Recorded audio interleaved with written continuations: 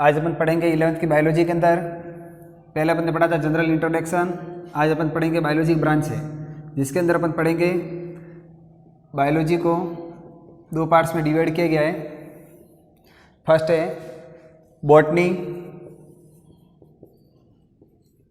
Second है zoology. इसको अपन वनस्पति विज्ञान कहते हैं,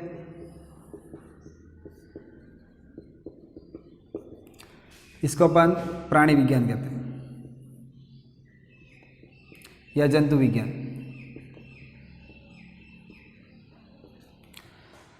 फर्स्ट पॉइंट आता है बॉटनी किसे कहते हैं, यानी बायोलॉजी की वह शाखा जिसके अंदर वनस्पति के बारे में अध्ययन किया जाता है, यानी जीव विज्ञान की वह शाखा जिसमें वनस्पति के बारे में अध्ययन किया जाता है, तो उसे अपन बॉटनी कहते हैं। और जूलॉजी के अंदर जंतुओं के बारे में अध्ययन किया जाता है।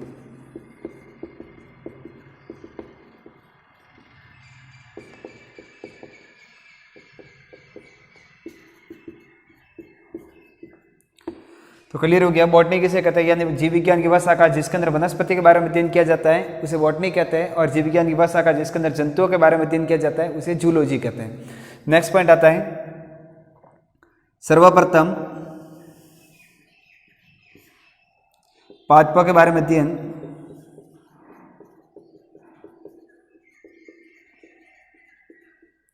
थियोफ्रास्टस ने किया। थियोफ्रास्टस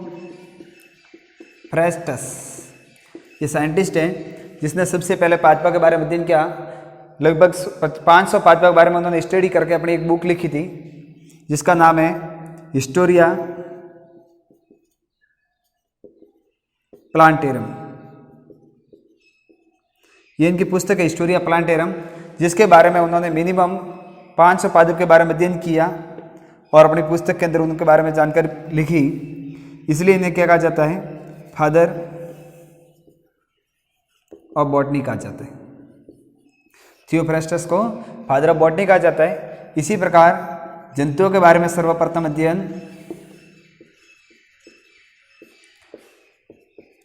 अरस्तु ने किया। इन्होंने जंतुओं का अध्ययन अपनी पुस्तक हिस्टोरिया ऑफ एनिमेलियम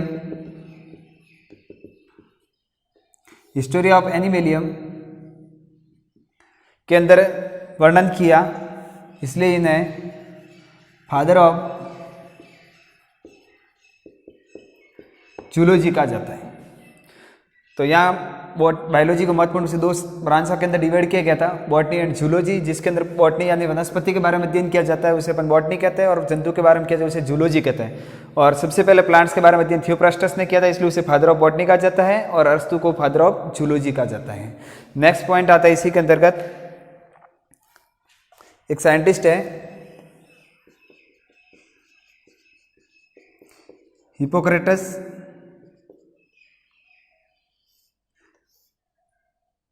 जिन्होंने सबसे पहले मानव रोगों के बारे में अध्ययन किया।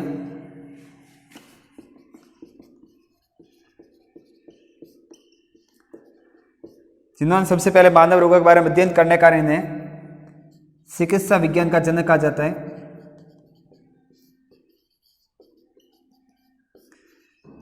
चिकित्सा विज्ञान का जनक कहा जाता है।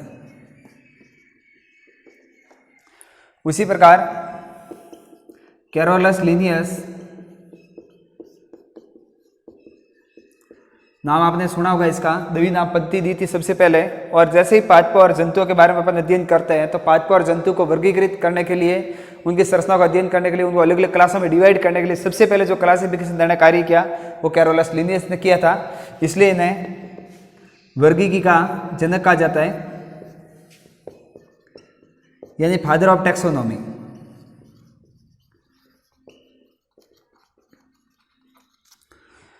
इन्होंने द्विनाम पद्धति दी थी,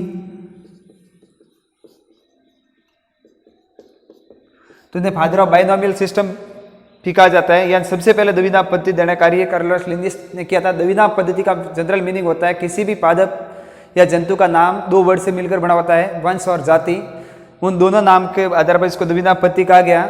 जैसे फॉर एग्जाम्पल तौर पर आपने नाम सुना होगा, रोइडे का नाम टेकोमिला अंडुलेटा, उस पर गेहूं का नाम ट्रिटिकम एस्टिवम। तो ये जो पद्धति देने का कार्य किया था वो कैरोलस लिनियस ने किया था। नेक्स्ट कैरोलस लिनियस ने अपने जो पादपों के बारे में जानकारी प्राप्त की, तो उन जानकारी को उन्होंने अपनी दो बुक लिखी, जिनके अंदर लिखा हुआ है, फर्स्ट है जेनेरा प्लांटेरम। कई बार कॉम्पिटिशन एग्जाम के अंदर भी पूछा जाता है कैरोलस लिनियस के द्वारा लिखी गई पुस्तक का नाम क्या, तो जेनेरा प्लांटेरम। एक इनकी बुक और है, सिस्टेमा नेचुरी, सिस्टेमा नेचुरी। तो कैरोलस लिनियस को टैक्सोनॉमी का जनक कहा जाता है, और उन्होंने द्विनाम पद्धति दी, और उन्होंने अपनी पादपों के और जंतुओं के बारे में जो भी नामकरण बाकी की पद्धति, उन्होंने अपनी दो बुकें लिखी, जेनेरा प्लांटेरम और सिस्टेमा नेचुरी। और जेनेरा प्लांटेरम इनकी प्रमुख बुक थी, जिसके बारे में कई बार कॉम्पिटिशन एग्जाम के अंदर भी सवाल पूछे जाता है, कैरोलस लिनियस के द्वारा लिखी गई पुस्तक कौन सी है, तो जेनेरा प्लांटेरम। ओके, तो आज अपन ने पढ़ा बायोलॉजी की ब्रांच से, और सबसे पहले उनके बारे में स्टडी किसने की थी, कौन सा उनके फादर ऑफ कौन है, और जनरल साइंटिस्ट है जो इसका बायोलॉजी के अंदर अपन अध्ययन करेंगे आगे, तो उसके बारे में जानकारी पाते। और जो बुक के नाम है इनके, वो भी आपको याद रखना है, ठीक है। बाकी पढ़ेंगे अपन अगली क्लास के अंदर। Thank you.